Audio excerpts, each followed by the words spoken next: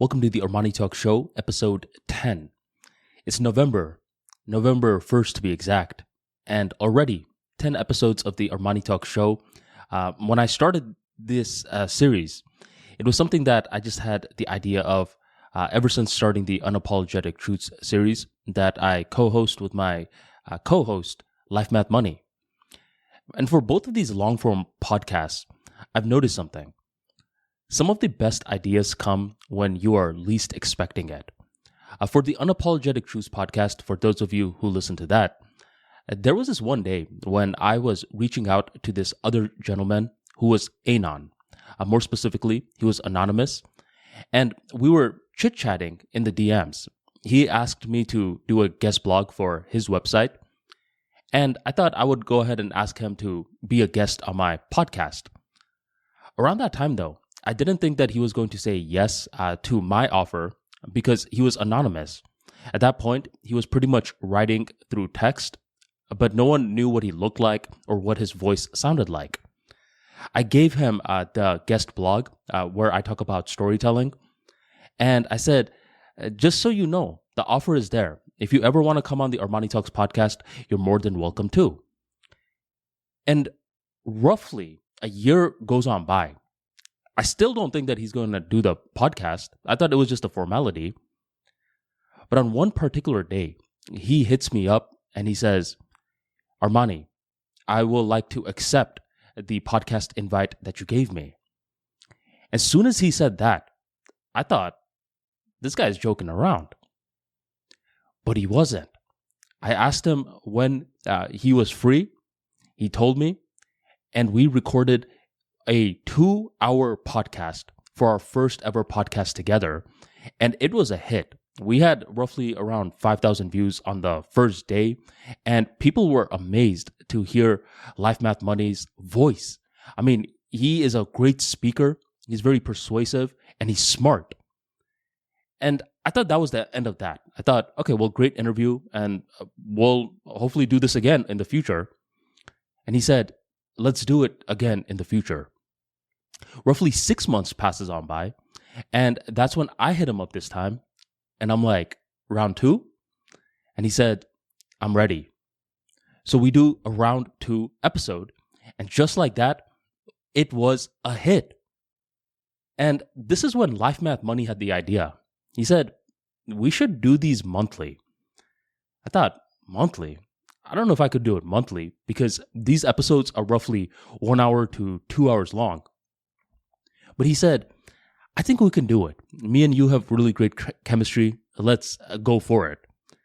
So the next month, we released episode 3. And then the month after that, we released episode 4. And just like that, the Unapologetic Truths podcast was born. And that's when I thought, that's a great way to speak for a very long period of time and get these ideas. When you're speaking with a friend, at least, you get a lot of these ideas that you were not initially considering. How about I also do one where I host it by myself?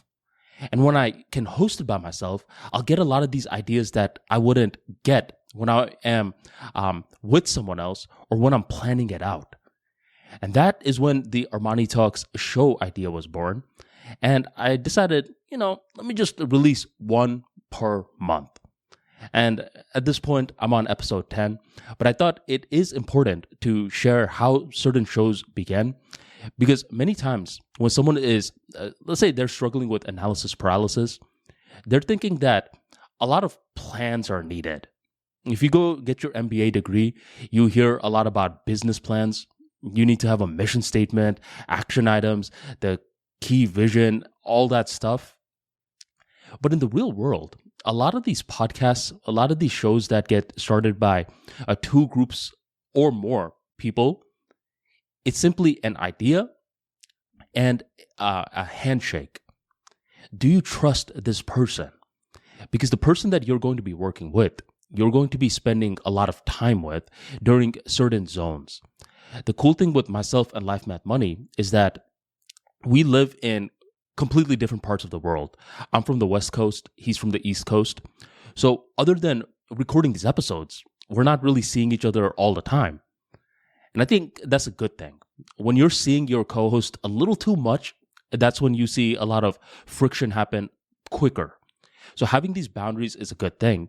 But the more important thing to ask yourself is, do I trust this person? Is there good chemistry with this person?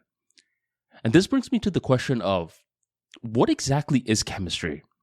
This is one of those phrases that a lot of people use willy-nilly in terms of dating or in terms of podcast partnerships. These two co-hosts, they have amazing chemistry. This new couple, they got amazing chemistry. What does it mean to have amazing chemistry? I view it like this. It's different for business relationships versus relationships. For business relationships, I would say when you two are mentally aligned. For relationships, I would say when you two are mentally and physically aligned. So for the podcast partnership, me and Life Math Money, we're both within the self-improvement space. We're both around the same age. We have a lot of similar ideas.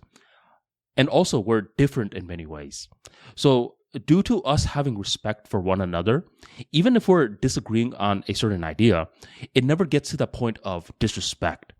So in this situation, we are mentally aligned with one another, and this leads to great chemistry. But with relationships, it cannot just be mental aspect and that's it. For relationships, you need that physical chemistry as well. And this is something that some people don't like to speak about because they think it's a little judgmental. It's like, wait a minute, man.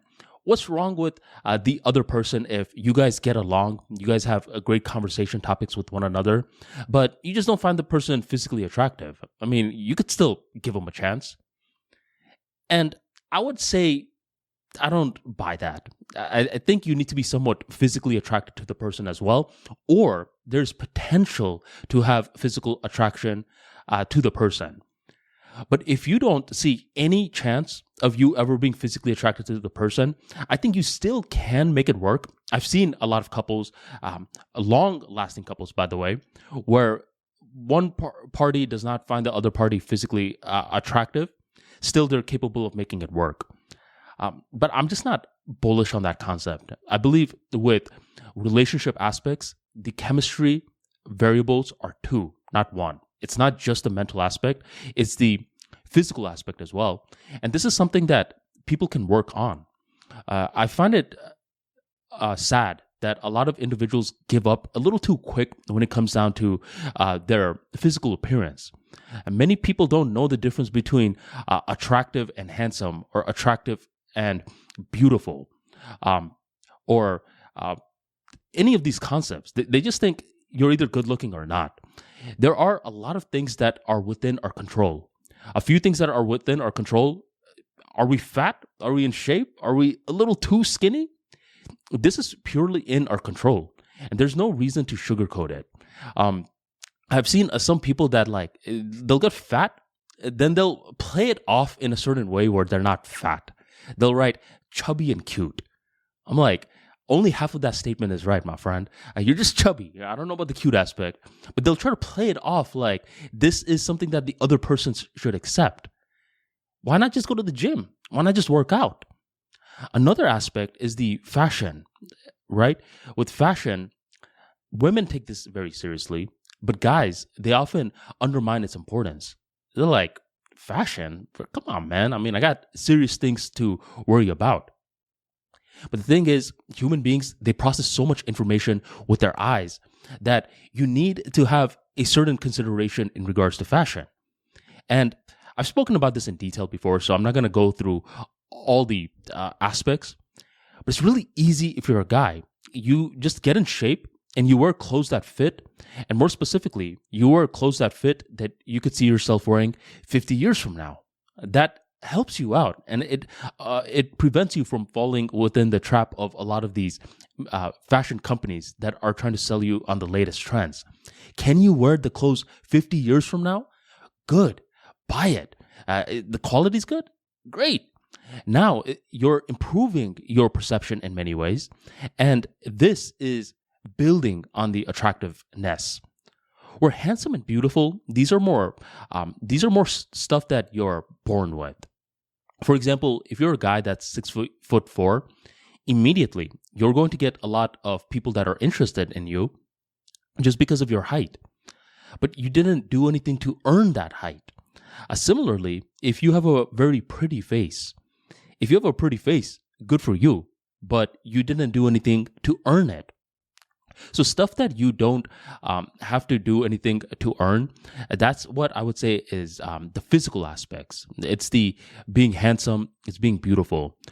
But when you're attractive, these are things that you have to earn. I mean, if you have a great personality, you can move mountains. A lot of individuals are stressed nowadays. And due to being stressed, they love to chill with people that are fun, that know how to crack jokes, that know how to tell stories that are engaging. And your personality can easily make you attractive. I know a guy who looks like, I call him the Indian Harry Potter.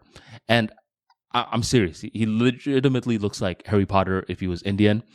And the guy is not the best looking guy, but he has a lot of confidence. He's one of those guys that can crack jokes. He could build rapport with individuals. He'll introduce different groups of people. See, this is important. Introducing groups of people. How often do you see where, let's say you're walking with a buddy in the mall and your buddy runs into someone that you don't know, and your buddy and this new person, they're just talking for a long time while you're just standing there. Your friend doesn't even take the time to introduce you to the other person. And if they do introduce you, it's what I call a subpar introduction. They'll just say your name and that's it. Now, a lot of people may think, what's wrong with that? That's how I introduce people. That's not how you're supposed to introduce. You're supposed to say their name and then integrate them into the conversation. If you don't put them into the conversation, now you're actually doing more harm than good by just saying their name. Because if you just say their name, like, hey, this is Paul, and now you're making both people feel awkward, or the new person that you just met is like, well, hey, Paul, and Paul says, hey, back. But there's no connection. There's no conversation material that you have presented. When you're making the introduction, you, in this interaction, have taken up the role as the glue guy. Therefore, be the glue guy. Glue them together. Hey, this is my friend Paul. Paul, this is Jacob. Hey, I don't know if you guys know this, but both of you guys have worked in Jabil before. Jabil is an engineering firm. So I just thought that was really random. And now these two, they have a conversation point that they can bridge off one another, and then you can strategically insert yourself in. This is how you make smart introductions. And if you're a very socially awkward person, one thing you need to understand is that you could do a lot of things wrong, but if you can listen appropriately and make someone money, you're doing a lot of things right. People will completely overlook how awkward you are if you can listen appropriately and you make people money. And guess what? When you introduce people by listening effectively, you suddenly become very high social value in their eyes. One of my former clients, he is a very, very, very smart man, very introverted. So at first glance, if you're meeting him for the first time, you would think that he's a little awkward, socially awkward at least. But here's the unique thing with him. He's a boss. He has a lot of employees that work for him, and he's one of the head honchos within his market. After me and him were done with our sessions, I said, all right, my friend, I wish you the best and take care. Oh, by the way, if you ever have any referrals that you believe can improve their communication skills in front of the camera, in front of an audience, feel free to refer me. And this guy just nods his head like, I feel like he didn't even listen to me. A couple of months goes on by, 2 months. And then I get an email, and it's an email from my former client, and it's tagging someone else. And my former client is like, hey, So Armani is the guy that I've been telling you about. He's the guy that gave me so much confidence to speak in front of the camera. I feel like you two can work well together. This is what I call a beautiful introduction. Because what happens is that he already hyped me up. This is what I call the introduction before the introduction. So he was hyping me up behind the scenes and whatever, like a networking event or something. And then he made the introduction to me. So I'm talking to this new guy, this new referral. And normally it takes me roughly 3 to 4 calls to close someone because my packages are more expensive. But for this guy, I was able to close him in one interaction. That's simply because my former client gave me a beautiful introduction. So just like that, I viewed this guy, my former client, as charismatic at this point. He's no longer socially awkward. He's charismatic because he listened appropriately to the services that I offer, and he just made me money. It doesn't matter if you're socially awkward. You gotta listen appropriately, and you gotta refer people the correct way. Referring people is a lot like recommending a book to someone. If you're recommending a book to someone and you're like, hey, you should definitely read this book, and they ask you why, and you say, I don't know, it's because I like the book. Do you think this other person is going to read the book? No, it's because they don't know what's in it for them. But if you say, hey, bro, I believe you should read this book because you're starting a business and you said one thing you were struggling with right now was content marketing, right? Well, this book, it discusses content marketing to the T. Here you go. Just like that, you have done something that's favorable for this person because it deals with their life. Same thing with introductions. If you're like, hey, Jacob, I believe you should meet Mike. And Jacob's like, why? You're like, I don't know. It's because I like Mike. Jacob's going to be like, what the heck? I'm busy. I don't have time for that. But if you say, hey, Jacob, you were having car troubles recently, right? Well, Mike, he just fixed my car recently. How about you have a conversation with him? And you don't just leave it at that. You create a group chat or a group email and you introduce both parties. This is how you become a great connector. If you want to read a good book on this, I believe it's called The Power Connector. And I believe the author's name is Judy Robonnet. Don't quote me on the author's name, but I know the book's name is The Power Connector. And it just teaches you that you could provide so much value to people by just knowing people, listening to them, and then referring them to one another. And you are becoming this power connector, the guy that knows how to make amazing introductions. Do not sleep on the introduction, because this is a very easy way for you to either build likability or for you to lose likability. Because I recall there was this one time when one of my good friends, he was just like, hey bro, you want to come to my place and play video games? I'm like, nah, I don't really play video games like that, but I guess we could just chill if you're down to chill. And he's like, yeah, let's do that.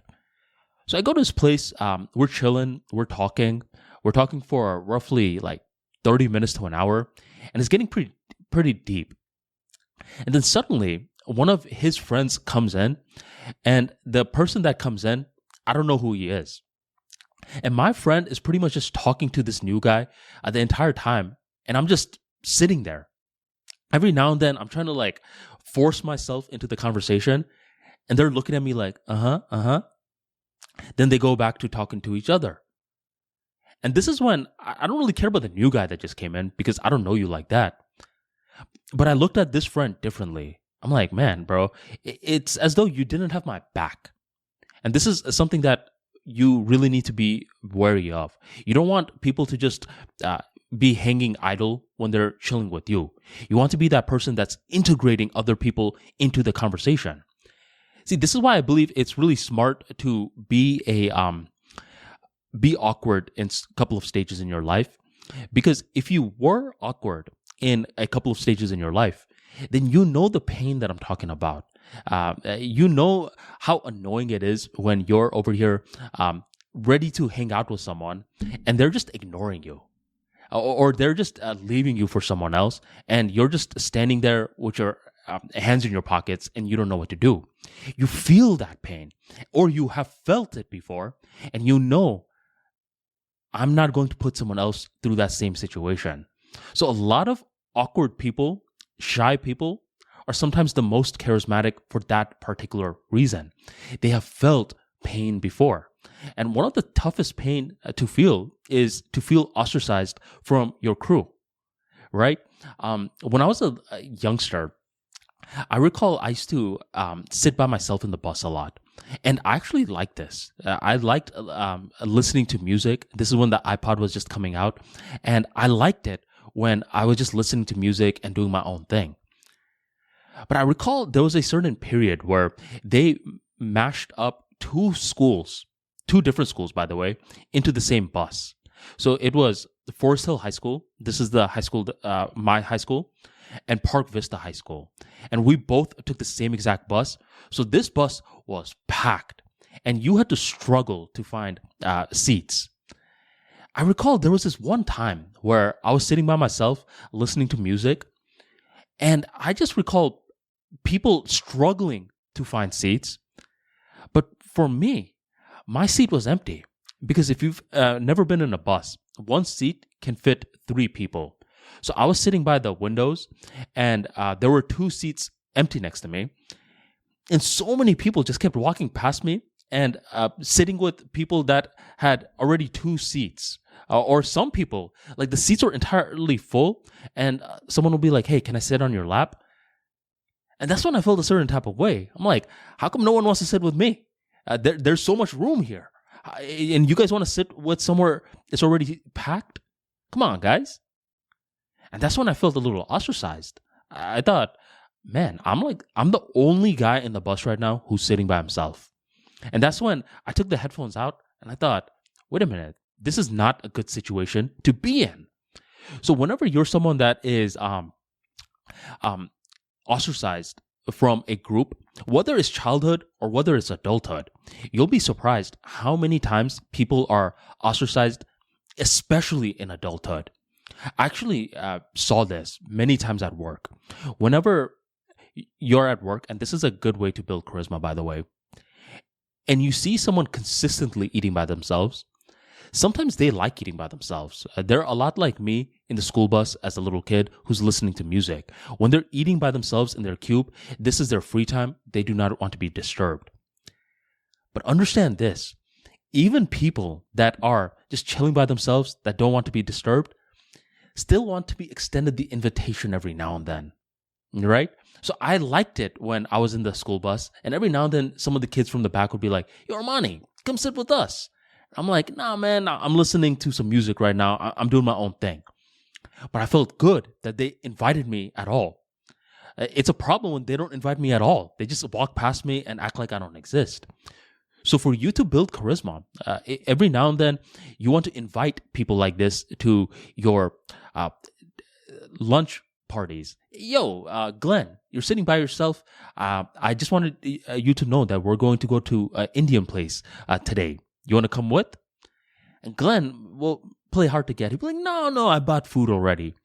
All right, Glenn, but trust me, the Indian food is really good. It's really spicy. I don't know if you could handle spicy like that. Glenn's like, well, no, I mean, from my household, I can eat the spiciest. I'm like, but yeah, man, it's from your household. You haven't been in a brown household yet. Come with us, man. Let's see how spicy you can eat. And just by extending the invitation, you have built a social ally. Okay? These are very sneaky ways to build social allies without doing that much. A lot of times, you will be surprised how little that you are doing, yet the other person is seeing it as this big deal. I recall there was this one time someone DM'd me on the ArmaniTalks Twitter page, which you should follow, by the way, at ArmaniTalks. And he just DM'd me and he's like, I don't really know if this Toastmasters thing works. You know, he was not a believer. I was like, you know, you get out what you put in it. And he asked, well, what did it do for you? So I told him a little bit of my story with Toastmasters, how I started off very shy. I hated public speaking. I didn't do well in my first speech, went back after plenty of months, and then slowly worked my way up from guest to member to recruitment chair to external vice president. And I just talked about that. And he was like, oh, okay, whoa, all right, well, it's good that it worked for you. couple of months goes on by, and he basically just shoots me this huge DM talking about how Toastmasters changed his life. And the only reason that he ended up going was because of me. And now he is the president for his Toastmasters club. I believe it's in Africa or someplace out of the US. And he's giving me props. And he's like, Armani, I want you to come speak in my Toastmasters. And I'm thinking, what did I do for this guy? I didn't do anything. I just told him what I did. But me telling him what I did inspired him, because I guess when I was talking about how I messed up my first ever speech, how I choked, didn't say anything, it motivated him, or inspired him, better yet, because he was in a similar position in his life. A lot of people build a negative perception in regards to Toastmasters because their first 1 to 5 speeches were very sloppy, and they're like, well, this doesn't work. So when he saw that I went through the same struggle, but I still persevered regardless, he was like, all right, let me give this a chance. And then once he gave it a chance and he stuck with it long term, that's when he tied in that win to me. A lot of the times, I'm telling you, it works like this. You have no clue that you're helping someone out, and you're helping them out. And then in the future, they go out of their way to give you credit. They're like, trust me, the only reason I learned public speaking is because of ArmaniTalks. I'm like, I don't know if that's even accurate myself, my dude. But if you want to give me praise like that, go on, give me some praise. The opposite also holds true. You don't want to take too much credit for someone's success. Like every now and then, I'll see someone that's dressed nice. I'll ask them some tips. Like, how'd you learn to dress like that? And in the future, I try to sharpen my dress game. And this person's like, you're only dressing like this because of me. I'm like, no, not really. But I mean, if you want to think that, you can. So just like some people are really quick to give you praise, a lot of other people are really quick to take credit. And you'll see this a lot if you're doing online business. Every now and then, someone will be like, hey, bro, remember that one time I helped you out with X, Y, and Z? You're like, no, not really. He's like, well, I did help you out. Can you write me a review? Okay, let me think about what you helped me out with in the first place. And if I can recall that, then I could write you a review. And then they try to tell you what they helped you out with, and you're like, what? Okay, whatever. I mean, you didn't really help me out in that regards, but I guess I'll write you that review. So you write that review, time goes on by, and the person's like, hey man, can you write me another review about that one time I helped you? And you're like, bro, you didn't even help me. I don't feel ethical writing you these reviews. And this is what happens. Some people will just keep coming to you, asking you to write them reviews just because you're their friend. This is one of the reasons why I say that reputation is very, very, very overrated in the information age, because it's so easy to fake reviews in this era. I recall I used to work on Upwork and Fiverr to get some talent, and routinely I'd be seeing these people that were charging so cheap, and they had amazing reviews, and I decided to work with them, and they gave such sloppy product. I thought, what the heck? How did you guys get that high of reviews in the first place? And then I found out that you could easily buy reviews on Fiverr and Upwork. So their reputation wasn't accurate. So this is one reason reputation is very overrated in the information age. In addition to that, I mean, think about it like this. A couple of years back, 2019, this is when people were hating on gurus. I believe it was CoffeeZilla and Spencer Cornelia that sparked this fake guru outrage movement. But if you were looking at content in 2016 to 2019, there were a lot of people that were giving their wisdom out for free. And we're like, wow, these guys are amazing teachers. And just a couple of years later, the same guys are being labeled fake gurus. One example is Dan Lok. Dan Lok in 2017 was one of the fastest growing YouTube accounts, and many people were hyping him up. They were like, man, he gives such great advice. But by 2019, when CoffeeZilla, Spencer Cornelia, and these guys the exposed guys who were coming out, they were bashing the fake guru movement. And the fake guru movement needed a poster boy. Okay? Any movements need that enemy. And that enemy soon became Dan Lok. Because if you look at Dan Lok, he seems like a very outlandish guy. He's an Asian guy that wears flashy suits, drives expensive cars, greases his hair. So he just looked like a fake guru poster boy. And just like that, these two individuals, CoffeeZilla, Spencer Cornelia, spent the entire year destroying Dan Lok's reputation. He soon became known as the poster boy for fake guru. And many people will say, well, what CoffeeZilla and Spencer Cornelia did was right. I mean, they did provide evidence. And this is where I'm going to say, what evidence? Did you just interview the people that didn't like Dan Lok services? Or did you take the time to interview both sides of the parties?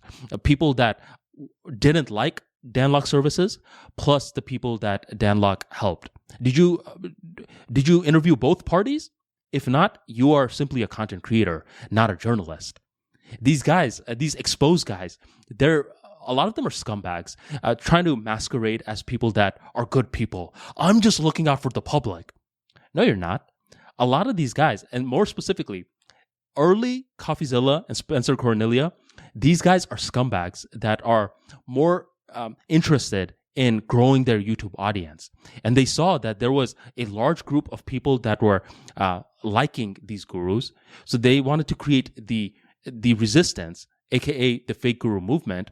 And you could find anyone like that. You could find anyone out there that you're like, man, this guy has a lot of traction. Let me zone in on this guy and let me destroy his life. And I will destroy his life by only interviewing the people that have bad things to say about him. I'm going to interview this guy in depth. And then hopefully I could interview two more guys like that. I'm going to create really despicable thumbnails that vilifies this guy, makes him look evil. And then I'm going to share it to the mass audience.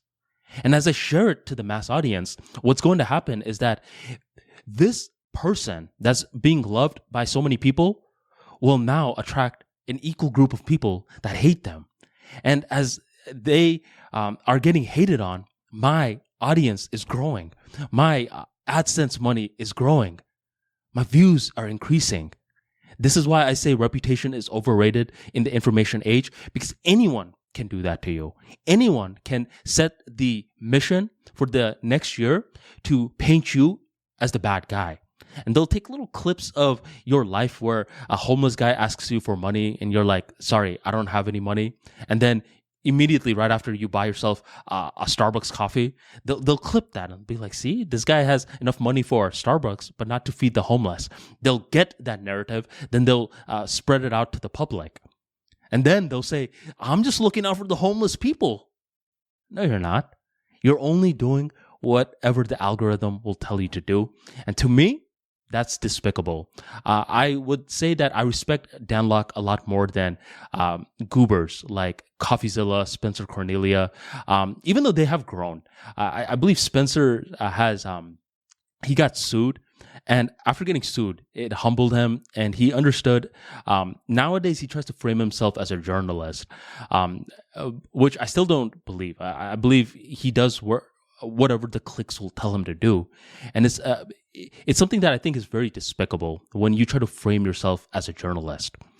Do you know what a journalist is supposed to do?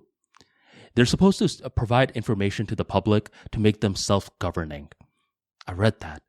There's this really great journalism textbook. I can't recall the name. I believe it's called Elements of Journalism. But I got really curious about the topic because whenever a certain career choice, a certain group of people, a certain person becomes the punching bag, rather than join in on the chorus of hate, you want to understand why this field, this person exists in the first place. And one group that gets a lot of hate nowadays are journalists. Journalists are seen as these pompous individuals that don't contribute anything to society, while in reality, that could not be further from the truth. Journalists are needed in order to make people aware. That is all. Journalists are not needed for you to spew hatred that you have of the other person onto others. It's as though you need to take yourself out of the mix. You need to report the facts to the best of your ability, and then you spread it to the public. I view journalism a lot like science, because here's the thing with journalism: you're not supposed to have bias. However, this is a contradictory statement because humans are inherently biased. We're biased because we don't have all the information at our disposal at once, and we don't have the perfect judgment. You need both of these variables, all the information on the planet plus refined judgment, in order not to be biased. And even then, it's like other people can still make the case that you're being biased. So it's impossible not to be biased. Therefore, journalists need frameworks to reduce their likelihood of being biased. And it's very similar to the scientific method. Like, imagine if a scientist, creates a theory and they are only running experiments to prove this theory to be true. Is this a scientist? No. This is not a scientist. What if the evidence is proving that this theory is not true? And the scientist is like, well, let me brush away this data. Let me create some more data that says that my theory is true. The scientist is biased. It has a lot of ego. So the scientist is supposed to use the experiments to disprove the theory. And if the theory still stands, then, and only then, it's a theory that should be more accepted by the public. So being a journalist and being a scientist, they're not that different from one another. You cannot just have a narrative that you superimpose in your mind from the very beginning, and you're like, I'm going to find the people to validate that narrative. That's what a lot of these YouTubers do. These are content creators. You're a true journalist when you're like, I don't really know what's going on, but this is the narrative I'm aware of. Let me see if this is accurate. Then you interview as many people as you can, aka sources. You probe, you dig, and then you see, wait a minute, the narrative that I initially had was radically different from what the evidence is presenting me. Then you, the guy, should be willing to modify that narrative. But if you're not willing to modify that narrative and you're just set out to destroy someone's reputation, then you are a content creator, not a journalist. You got to understand the difference. Journalism in itself, even if you never plan to become a journalist, I highly recommend you study the field, because understanding journalism, just the basic aspects of it, will make you a better learner. Every now and then I'll watch interviews of famous journalists just to see what they're about. And after watching 5 different interviews from 5 different journalists, I noticed a lot of them are saying the same things. The first thing that all of them say is, you got to be curious. Then the person interviewing them will be like, curious about what? Then the journalist will say, you just got to be curious, not about any particular subject, but about life. Just different things. You just want to be asking, why? How do shirts get made? How does the microphone get made? Why do certain people hate each other? Why do certain people love each other? You want to be as curious about different topics as possible. That's one thing that they all say. Then they say, you got to learn to write. Because when you're writing, initially, you're not going to recognize the voice that you're writing in. But the more that you write, the more that you hone your writing voice, which automatically makes you hone your speaking voice. Because what is journalism really? You're pretty much just collecting information, making sense of that information, then you're presenting that information to the public. If you cannot write properly, then you don't have the confidence in your voice to present the information to the public. So you need to write. Then they say, you just got to consume whatever, whether it be books, YouTube videos, past interviews, just consume whatever. Learn as much as you can. Knowledge is a lot like finance. It compounds with time. So you just got to learn as much as you can. And journalism, hopefully, if you practice the right frameworks and you're not too tainted by bias and ego, this is a field that you can easily get better with in time. Because think about professional sports. Let's say football. If a football player comes to you and says, "I will be a better football player at age 50 versus age 20," you're going to laugh at them. No, you're not. It's because your body is going to corrode. These people are in a physical sport. But stuff like podcasting, journalism, chess, these are mental sports. And with mental sports, you can get better with time. But you got to make sure that your foundations are right from the very beginning. If you're taking shortcuts from the very beginning, then mental sports are not going to favor you. Instead, you are going to have a moment when one day multiple people are coming at you sideways. They're just going to be like, man, you're not doing things the right way. You're a very unethical individual.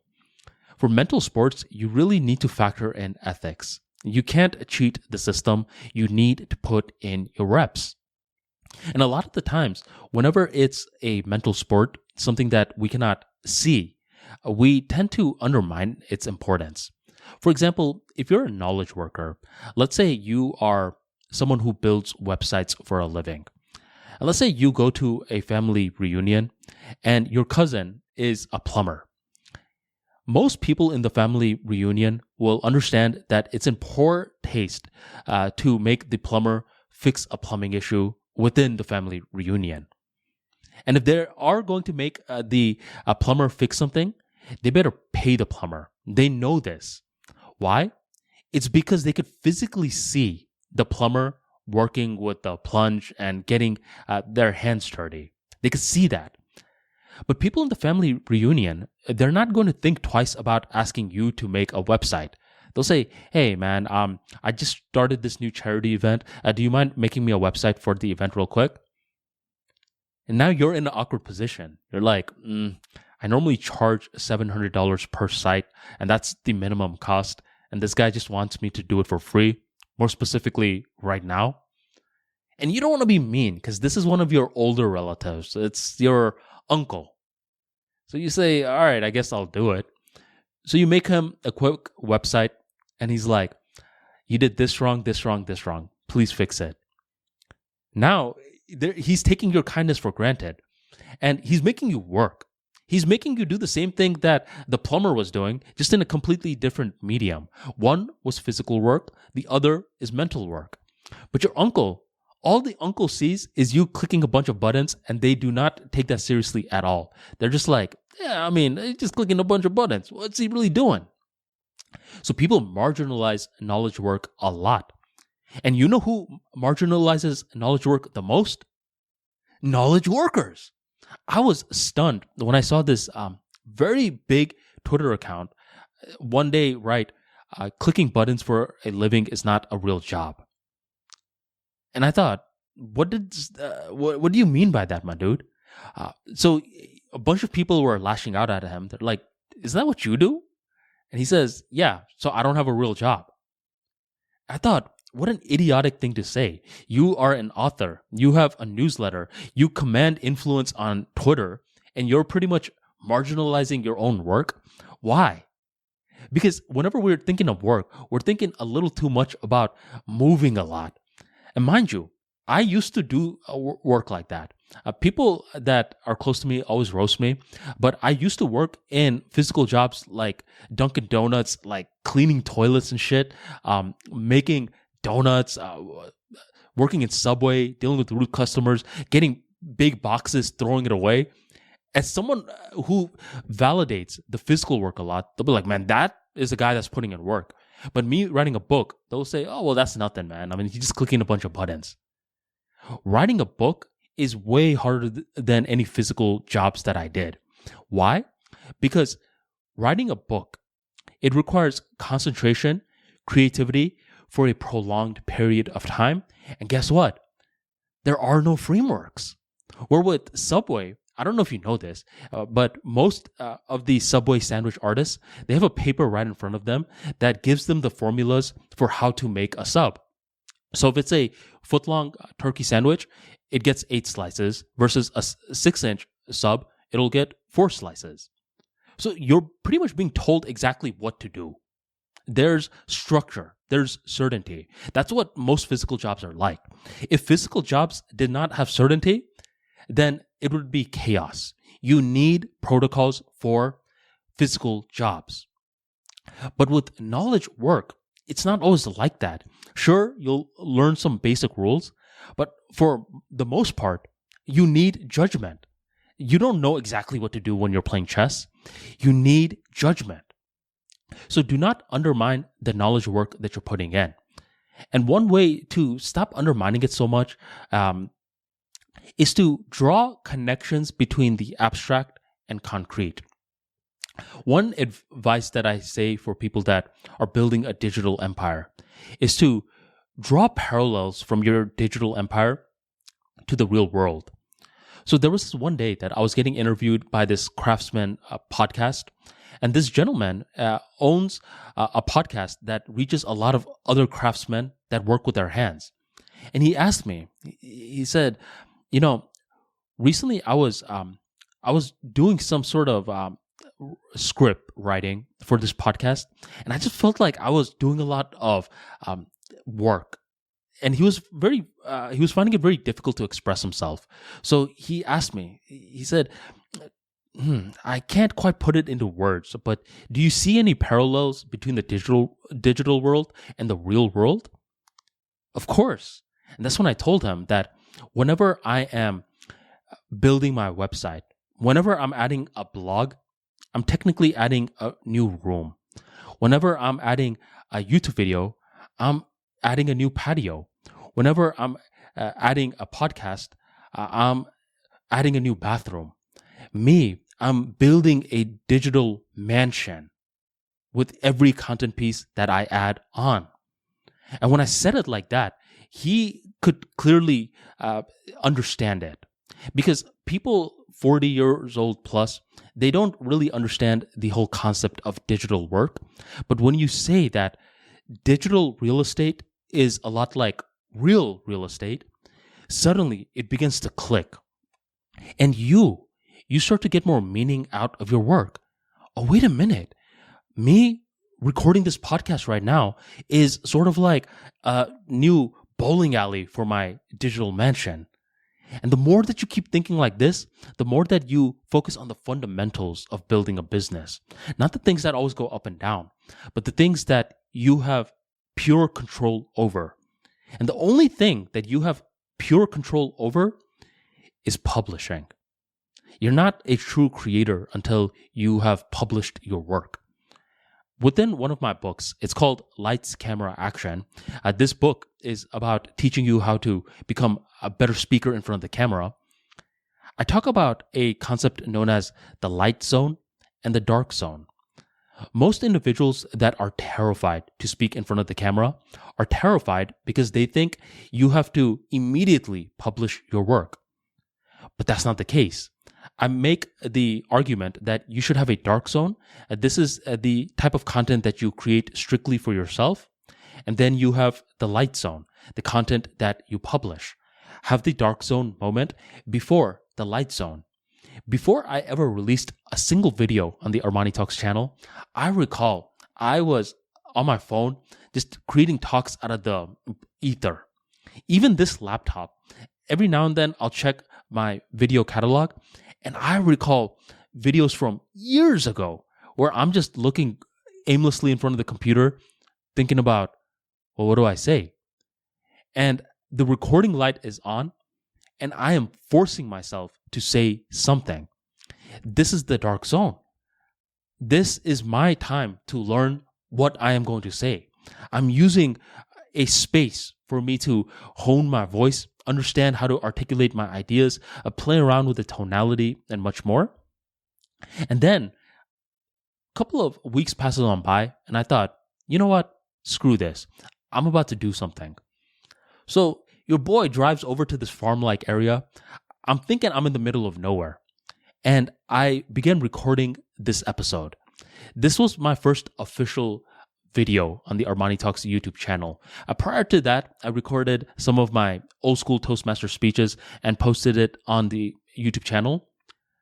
But me at that farm, and you'll recognize it if you ever are bored and you want to go through my entire catalog, look at one of the earlier videos where I'm outdoors and I'm doing this. That was my first ever video where I made that intention of saying, however this video turns out, it will be published. The light zone. You are not a true creator if you're just stuck in the dark zone. Because you could be in the dark zone and you could actually build this false bravado. Do you know how many videos I recorded in private? 500. And how many did you publish? Well, I didn't publish anything yet. How about you get one of those dark videos and just make it public right now? And this is when a lot of individuals will say, well, no, what if someone sees it? What if someone leaves a mean comment? That's one of the best things that can happen to you. Because as soon as you get your first ever mean comment, you begin to think, wait a minute, this is what was bothering me this whole time? I don't care about you. I don't even know you. It's more embarrassing when someone that you know discovers your YouTube channel, because now they try to microanalyze you too much. They'll either try to get free services out of you, or they'll say, oh, I know what that story was about that you were making your YouTube talk on. It was about me, wasn't it? No, not really. No. It was about me. I'm going to be checking out your YouTube channel more, bud. So it's more annoying when people that you know discover your YouTube channel. But even then, you will be surprised. I recall in 2020, there was this one guy I knew who would always make fun of his close friends. And we were all in a group meet together, and he was so freaking mean. One of the people in the group meet, he had dreams of becoming a rapper.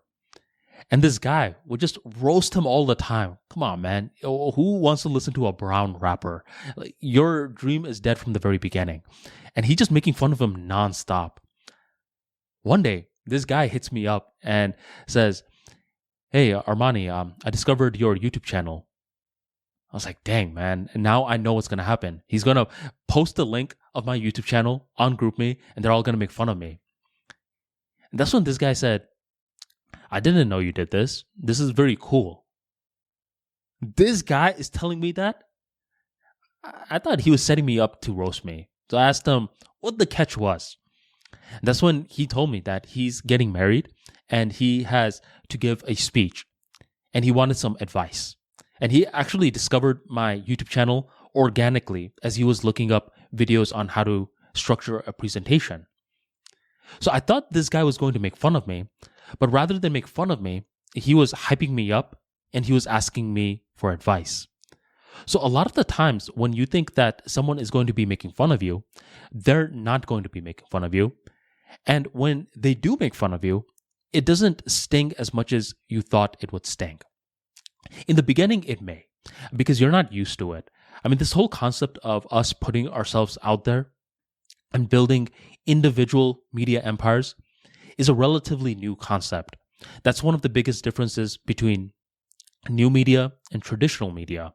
A traditional media, there are groups and groups of people, all with their specified roles. CNN, MSNBC, New York Times. I mean, there's editors. There are people who write the script, anchors who deliver the script. Everyone has their own unique roles. But in new media, you, the solo brand, you must learn how to do a little bit of everything. You need to understand how lighting works. You need to understand how the camera works. You need to understand how to write, how to deliver your content. And more importantly, you need to be able to deal with criticism as well. Because you are going to get criticism. A lot of criticism. I mean, it's good too, because sometimes when you get criticism, you are made aware of something that you never had a clue about. I recall for one of my first ever ArmaniTalks YouTube videos, one of the comments was, man, this guy doesn't blink at all. And I thought that was ridiculous. What do you mean, man? This is an 8-minute video. Are you telling me you didn't see a single time when I blinked? So I watched the entire video back. And this guy was right. For 8 minutes, I did not blink once. And this guy just gave me this perspective that I was needing. Because I kept looking at that video and I'm like, something about it seems off. I don't quite know what it is, but something just feels off. And when I realized that I didn't blink at all and I was just looking like this at the camera, just with my eyes open, that's when I discovered what was off. So this guy who delivered his comment in a very snarky way helped me out in the long run. A lot of these guys that dislike you or leave mean comments, they don't really dislike you. They're just trying to channel you to become better. Then there are people that dislike you. Their main goal is to make you look silly. And even for this group of people, I believe you can view it as a win-win situation. At times, they're going to give you something that can help you. And other times, you could use this as a moment to build a thicker skin. When you build that thick skin, that's when you become more creative. I have this rule. The less you care, the more creative that you become. And whenever you're capable of dealing with these mean comments, this is how I view the smart getting smarter, the creative becoming more creative, because you become resilient. The ArmaniTalks brand covers a bunch of different soft skills, and two very important ones are emotional intelligence and creativity. At first glance, people may think that these two fields are different, but in reality, they're not. They influence one another. The more chaotic emotions that you have, you could either just spill it out to the world by becoming angry for no reason, drinking a lot of alcohol, smoking a lot of weed, or you can hold onto those emotions. You allow your mind to become familiar with the emotions from multiple angles. And when you allow your mind to do something like that, the mind becomes morphed in a completely different way. And this is when you get stunning ideas that you never got before. You're capable of articulating concepts that others never even thought of before, but they dealt with.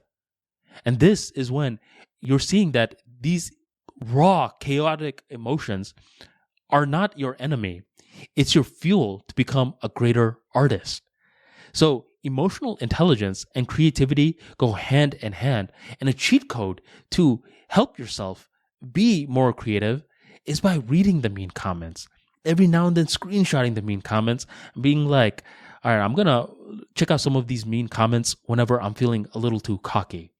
When you're feeling too cocky, when everything is too peaceful, that is not good for an artist. That's very bad, because an artist thrives when there's chaos. Not so much chaos to a point where it makes them cry or stress out, but enough chaos that unbalances them a little bit. Because when you're unbalanced, now you're forced to balance. In my video, Thrive in Chaos, it's on my YouTube channel, I was actually talking about how the chair that I sit on whenever I'm recording these videos, I intentionally took off the screw on one side. So it's actually, if I just rest, it'll just tilt me this way. So I have to force myself to balance. Now, an outsider may be like, what the heck? Why would you do something like that? It's because I am now forced to focus on the micro body language moves. And when I focus on the micro body language moves, nothing can shake me, right? So this concept of thriving in chaos, it's not just an emotional concept where you're dealing with mean comments, hate, dark emotions. It's also the physical aspect. If you're terrified to give a speech, well, guess what? During practice session, you better do some push-ups, then you deliver your speech. Why? It's because you're throwing your body off balance. Your body thinks, wait a minute, you just did 20 push-ups. You're huffing and puffing away. How the heck are you going to give a speech? Figure it out. You are being forced to breathe through the rapid heartbeat. And the more that you could do this in practice session, as you're walking up on stage on actual speech day, your heart is beating through the roof. You're not rattled. You're like, wait a minute.